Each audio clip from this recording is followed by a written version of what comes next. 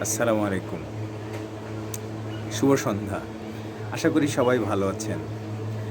একটা ছোট্ট জিনিস আপনাদের সঙ্গে শেয়ার করব। আপনারা সবাই জানেন, আপনারা সবাই অবগত। তারপরেও আপনাদের সঙ্গে শেয়ার করছি। সেটা হচ্ছে অর্থ এবং সম্পদ, এই দুটো জিনিস এই পৃথিবীতে সকল সম্পর্ক অবনতির মূল কারণ। আমি আমার নিজের জীবন, নিজের অভিজ্ঞতা থেকে বলছি। তাই আপনারা এই বিষয় দুটো নিয়ে একটু সতর্ক থাকবেন। সতর্কভাবে নিজের অর্থ সম্পদ পরিচালনা করবেন, এই প্রত্যাশা রইল।